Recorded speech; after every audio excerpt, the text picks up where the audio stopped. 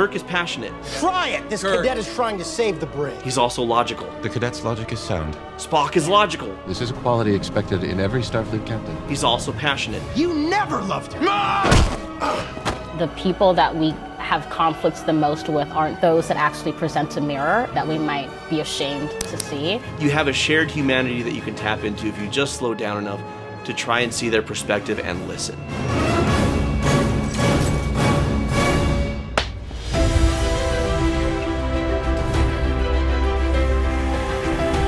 Welcome to Cinema Therapy. I am Alan Seawright, a professional filmmaker who needs therapy. I'm joined by my co-host, Jonathan Decker, licensed therapist who pew pew pew pew. Also, we have a very special guest. Set your phasers for stunning.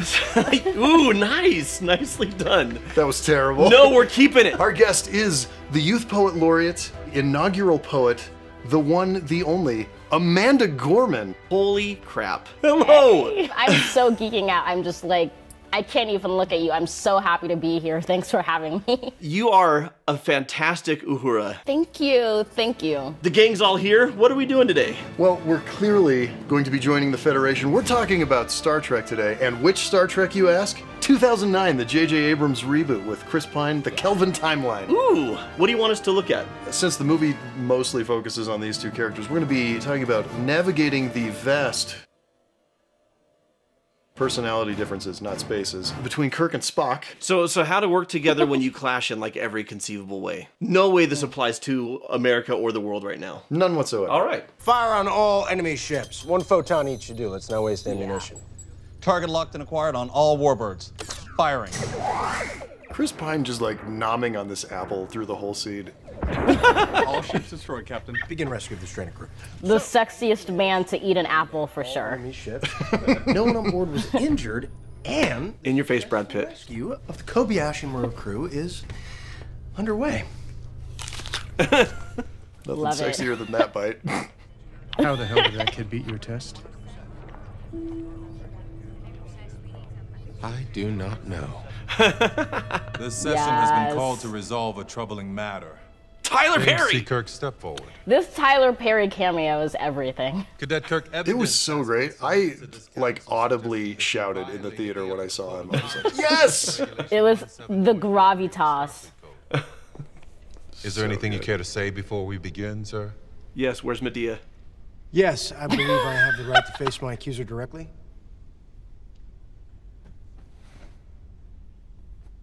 Step forward, The way please. he tucks that shirt, yes. This is Commander It's Spock. so He's one good. of our most distinguished graduates. He's programmed the Kobayashi Maru exam for the last 4 years. Commander. Cadet Kirk, you somehow managed to install... In a movie full of great performances, Zachary Quinto's might have been the best one. Your point being? In academic vernacular, you cheated. Let me ask you something I think we all know the answer to. The test itself is a cheat, isn't it? I mean, you programmed it to be unwinnable. Your argument precludes the possibility of a no-win scenario. I don't believe in no-win scenarios. Then not only did you violate the rules, you also failed to understand the principal lesson. Please, enlighten me. You of all people should know, Cadet Kirk. A captain cannot cheat death. Ooh. And finally, the camera is still, it's not moving. Shots fired. Lieutenant George Kirk assumed command of his vessel before being killed in action, did he not? I don't think you like the fact that I beat your test. Furthermore, you have failed to divine the purpose of the test. Enlighten me again. The purpose is to experience fear. Fear in the face of certain death. To accept that fear and maintain control of oneself and one's crew. This is a quality expected in every Starfleet captain. So just a quick little filmmaking thing. J.J. Abrams loves energy. Energy above all things, right? So his cameras are always moving. They're shaking. There's lens flares. There's all of this is in service of go, go, go, go, go, right? Yeah. So this entire scene, the camera is moving. It's on dolly track. It's scooting around, and it gives you a feeling of, you know, these are two duelists sparring with each other until Spock fires that shot, and it pushes in a close-up of Kirk, and it's just locked off, and it's still. Yeah. Just looking at his face. Yeah. Yeah. This feels like a good time to address why Amanda and why Star Trek. Because Amanda is amazing and we adore her, but why on this show about conflict resolution? Because what you focus on in your work is interpersonal conflict. it's misunderstandings, it's people not seeing eye to eye, coming at the world from different angles, and how they come together to form community. Thank you so much for speaking about my work. That means so much coming from you, because I think you do that same exact work in people's lives. So amazing. What I see really in the scene is, well, I'm going to retire now. No, I'm sorry. I don't mean to interrupt you, but like, I think no, I'm. It's right. That's no, it. You peaked. I peaked. No, I literally am looking at a downhill slope for my life. You want to go out on top. So this is my last episode. Hope you enjoyed the show. It's like, for me, inauguration here, cinema therapy here, like I've peaked, you know what I mean? But, you know, I see here a lot of what I write about, which is how do we come together on shared common ground when we bring such different baggage, trauma, culture, and I think we see that here with Spock and Kirk, so it'll be interesting to see how, as an audience, we participate instead of rooting for Kirk versus Spock, to change that to rooting for the ship of Kirk Spock. And you asked why me and why Amanda. I'm actually not sure if you guys know, NASA sent a spacecraft to space with one of my poems on it, Jupiter's asteroid belt. Yeah, and so it's going to be a 12-year mission, and the spacecraft is called Lucy, after one of our human ancestors. And the hope is that the messaging, which has, I think, me, the Beatles, Martin Luther King, will eventually make its way back to Earth when I'm no longer here, probably, and that will be a text of humanity that's revealed to the world. Oh my gosh. And so I think there's so much synergy that I try to exist in with the principles that Star Trek taught me. And so when NASA was like, what would you say to planet Earth millennia from now, I think I would be saying a lot of the same things that we're having in this conversation. Wow. I mean, first of all, well deserved. I'm blown away. Like, I'm not. We've got reach. Cool. We've got fans in Australia. That's like having our stuff Which is basically shot to the moons of Jupiter. It's pretty equivalent. It's really not. It's not even close. Yeah. No, it isn't. Well, Amanda, tell our fans where they can find you and follow your work. And tell us about your new book. Oh, thank you so much. My new book is called Something Someday. It's words by me and illustrations by an artist I love, Christian Robinson.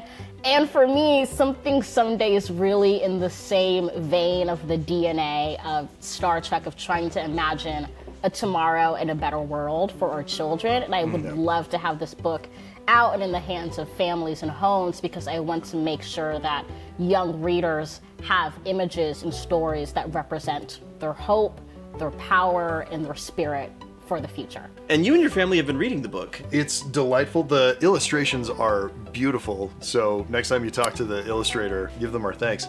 Obviously the poetry is immaculate, and it's just been such a delight to read. All of my kids have read it. My daughter, who's 8 years old, loves the book. We've been reading it over and over. Absolutely lovely work, as always, Amanda. Thank you. You can find me at amandagormanbooks.com. Jim! What's going on? Jim, come back! With the giant hands. Stop the ship. Kirk, how the hell did you get on board the Enterprise? Captain, this man's under the influence of a severe reaction to a vaccine. He's completely delusional. Vulcan is not experiencing a natural disaster. It's being attacked by Romulans. Romulans. Cadet Kirk, I think you've had enough attention for one day. McCoy, take him back to medical. We'll have words later. Aye, Captain. Sure, that same anomaly. Mr. Kirk is not cleared to be aboard this vessel. Look, I get it. You're Again with J.J. Abrams and the energy. Remove the cadet. Try it! This cadet is trying to save the bridge. By recommending a full stop mid-warp during a rescue mission. It's not a rescue mission, listen to me, it's an attack. Based on what facts? That same anomaly, a lightning storm in space that we saw today, also occurred on the day of my birth, before a Romulan ship attacked the USS Kelvin. You know that, sir. I read your decision. Pivot in the scene right That there. ship, which had formidable and advanced weaponry, was never seen or heard from again. The Kelvin attack took place on the edge of Klingon space. In a Kirk takes Spock's energy and uses it. 47 Klingon Absolutely. destroyed by Romulans. He's like Vulcan right now. We're in one ship, one massive ship. And you know of this Klingon attack. How? Yes, Queen. Sir, I intercepted and translated the message myself. Kirk's report is accurate. We're warping into a trap, sir. The Romulans waiting for us. Yeah, it is. I promise you that. The cadet's logic is sound. And Lieutenant Uhura is unmatched in xenolinguistics. We would be wise to accept her conclusion. I love the performance from Zachary Quinto on I am coldly dispassionate and logical, and that is a veneer in front of my obvious annoyance. Yes. Yeah. And I love Zoe Saldana. She doesn't have a ton to do in this movie because you only have 2 hours. You can't focus on all 9 characters or however many there are in classic Trek. But she does so much with her couple of lines right there where she's saying with her expressions and her slump of her shoulders and just the performance that she's giving is, I'm so annoyed that this guy is right. But I know he's right, and I'm gonna speak that, yeah. Yeah. So that she stays true to what she's heard and what she's learned, despite her own interpersonal conflict with Kirk in that moment. Well, and that's something I'd love for you to speak to, Amanda, is the importance of humility. You're absolutely right. We definitely see this in this particular scene where Spock starts off so close-minded that he can't even process the logic that Kirk's trying to offer to him. And when you get to that point where there's that pause and that opportunity for listening, that's when we see Spock's incredible ability to assimilate someone else's opinion into his own and then take charge. And with my own work, I noticed that humility is how we access our humanity, which is how we access our hope. I talk a lot to young writers, and they're like, I feel so overwhelmed with the conflict. Wait, did that just roll off the top of your head like that? I'm a poet. I'm sorry. I only speak in alliteration. I only speak in alliteration for some reason. You keep saying that she should replace you on the show. I'm starting to think she should replace me on the show. I think it's just the Amanda show. Yeah, okay. Yeah.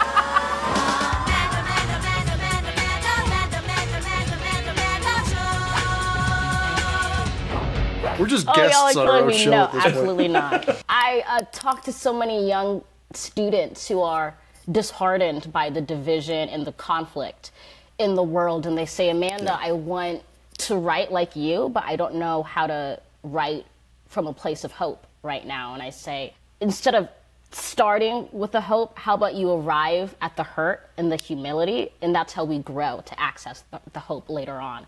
And that's something that I do with all poetry. In The Hill We Climb, I did not start my inaugural poem intentionally with light and roses and the future. I started it with the wound, and I started it with the humility of what that has taught us. And I think we see that here with Kirk. He starts with the wound and the trauma. This that happened on the day I was born, which also killed my father, this occurred. And this is what I've learned, and this is how it impacts my logic. And I think he combines the loss with logic into a learning experience that Spock is finally able to understand. Listen to people whose experience is different from yours. Yeah. That is literally all it took, and a lot of things just kind of shed naturally. You're coming with us, right? No, Jim. That is not my destiny. Your the other Spock is not going to believe me. Only you can explain what the hell's happened. Under no circumstances can he be made aware of my existence. You must promise me this. You're telling me I can't tell you that I'm following your own orders? Why not? What happens? Jim, this is one rule you cannot break. To stop Nero, you alone must take command of your ship. How? Over your dead body? Preferably not. However, there is Starfleet Regulation 619. 619 states that any command officer who is emotionally compromised by the mission at hand must resign said command. So you're saying that I have to emotionally compromise you guys?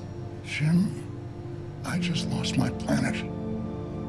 I can tell you, I am emotionally compromised.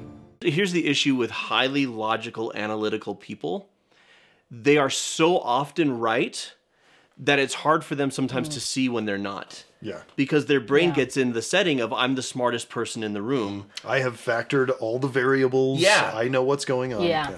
And so Spock right now has assumed control, and what needs to happen, because older Spock is saying, no, for this dynamic to work, you're the captain. I'm the first mate. Trust me, I've got decades of experience with this. And so, so Kirk's got to get that going and get Spock to recognize you're not always right. And what I love about you're not always right is it is the most logical position to take. Yeah. But sometimes people get so convinced, and we see this in politics, we see this in families, we get entrenched in this is the right position, and those who don't hold that position must be the enemy.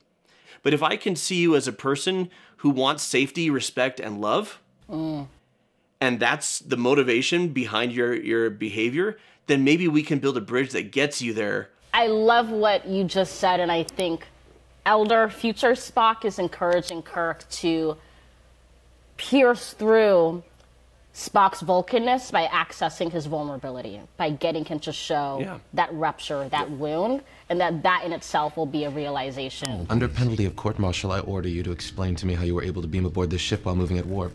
Well, don't answer him. You will answer me. I'd rather not take sides. Simon Pegg. Mood. Simon Pegg is so great. Destroyed, your mother murdered, and you're not even upset. If you are presuming that these experiences in any way impede my ability to command this ship, you are mistaken. And yet you were the one who said fear was necessary for command. I mean, did you see his ship? Do you see what he did? Giving Chris Pine an entire scene to just be sort of an obnoxious asshole on purpose was the best writing and casting decision ever. Feel anger, Absolute. break, or the need to stop at nothing to avenge the death of the woman who gave birth to you. Back away from You me. feel nothing! It must not even compute for you. You never loved her. There it is. Got it.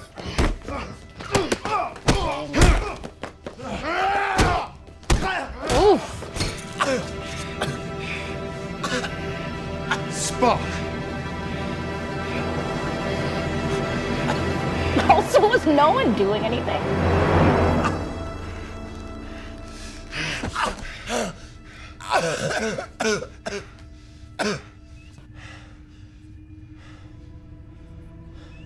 And logic takes over.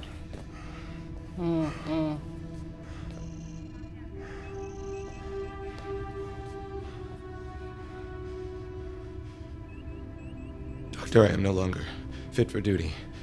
I hereby relinquish my command based on the fact that I have been emotionally compromised. Please note the time and date in the ship's log.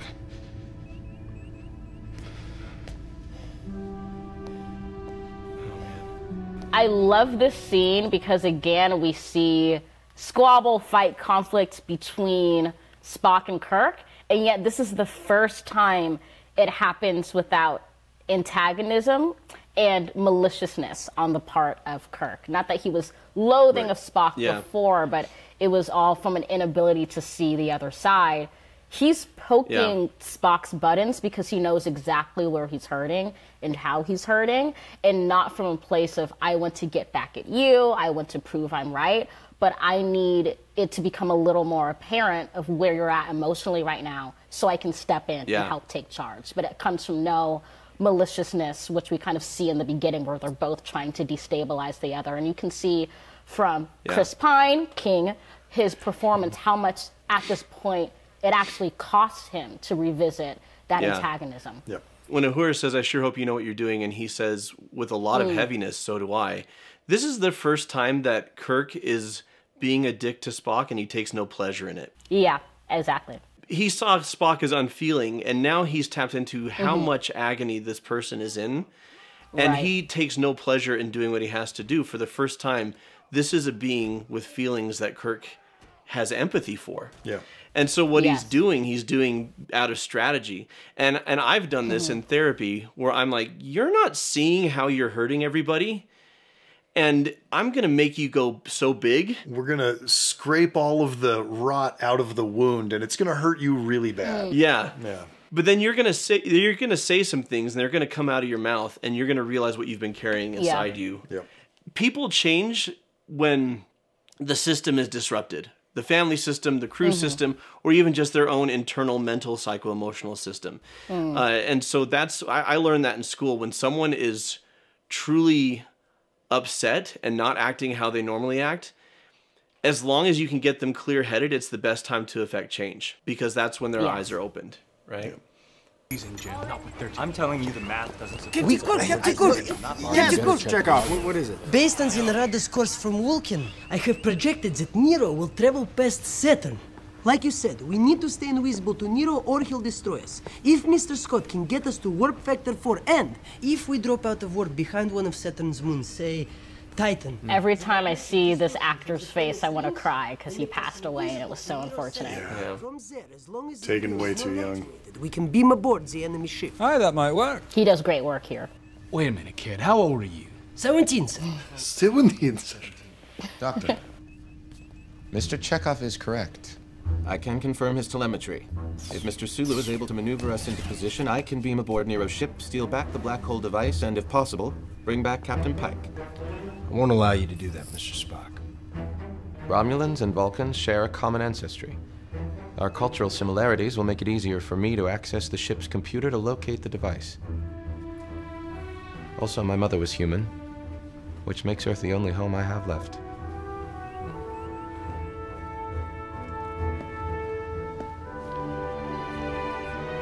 I'm coming with you. I would cite regulation, but I know you will simply ignore it. See? We are getting to know each other.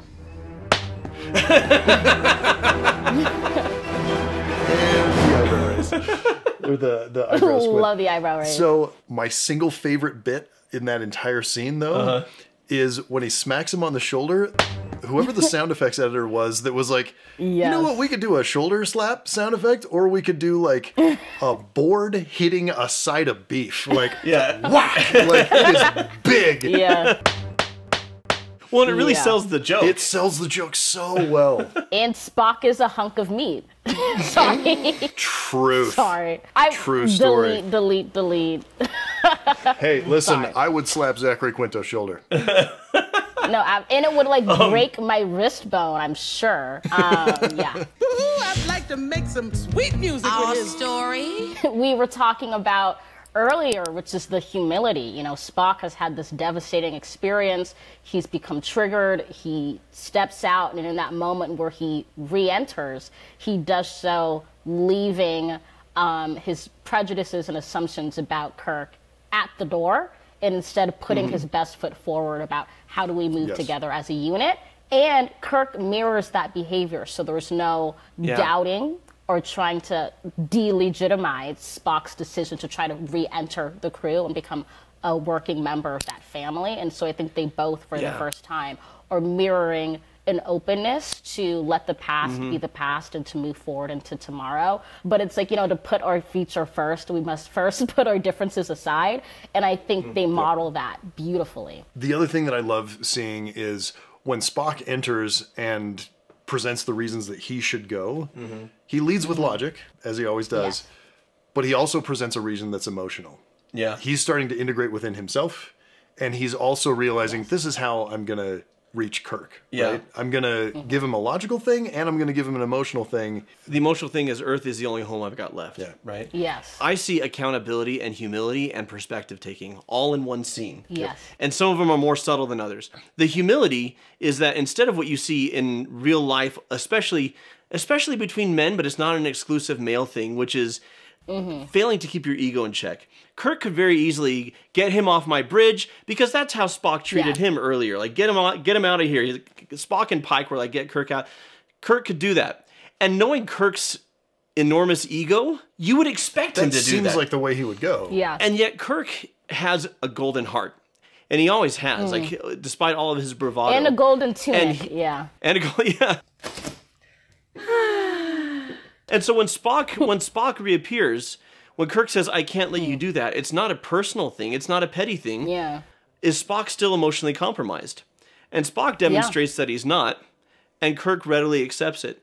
And Spock, for his part, is humble in that he recognizes, I think, okay, Kirk pissed me off on purpose, and I don't like it, but it was absolutely the right play and the most logical thing. Maybe Kirk should be captain after all. Because he's just heard this exchange with Chekhov, and he is seeing the beginnings of a plan, and he's like, oh, yeah, that was right. That was a good plan. That was the correct plan that I should have been doing, but I was emotionally compromised, so I didn't. And that's the power of, if you are a logical, rational person and you can check that with humility, your ability to do good is unparalleled. And Spock has that humility of accepting Kirk's leadership as the best leadership. Right. Kirk is passionate. He's also logical. Yes. Spock is logical. He's also passionate. And the person that you think there's this wide chasm between you and them, you have a shared humanity that you can tap into if you just slow down enough to try and see their perspective and listen. I find more often than not, the people that we have conflicts the most with aren't those that maximize our differences, but those that actually present a mirror, and it's a mirror that we might be ashamed to see. And I think we witnessed that in Spock and Kirk. I think they, at the beginning, detest the worst of themselves that they see in each other. Spock has grown up being penalized and shamed for the emotions that he possesses. And when he sees those being enjoyed so liberally by Kirk, it activates him. Yeah. Kirk has been punishing himself for his life for not living up to the memory of a father who was the stoic, logical, rational, life-saving leader of a starship for 12 minutes. And he lacerates himself for it, and it sends him on a destructive spiral. And I think when they're presented with each other as kind of echoes of each other's trauma, they butt heads. But when they see those as mirrors into each other and in themselves, they're able to do incredible things for the planet and the world. That is the best psychoanalysis that's ever happened on this show. On this show, yep. Damn it, damn it, damn it. Coming for your job, Jay. No, JK. No, that's cool. That means a lot coming from you, thank you. You're welcome. And as long as I can be first mate, like, I will give you the captain's chair. You get the captain's chair. For sure. So until next time. Bones, buckle up. I'd really rather not take sides. To boldly go where no one has gone before. And live long and prosper. We want to thank our patrons for supporting the show and basking in all the glorious bonus content. Folks like Nicholas Weddington, Kat Custer, Eva Zukowska, Abby Marks, and Kelly Herney. We love you. Just sit with that for a moment. Join us on our ongoing mission. The Love Boat. Different ship.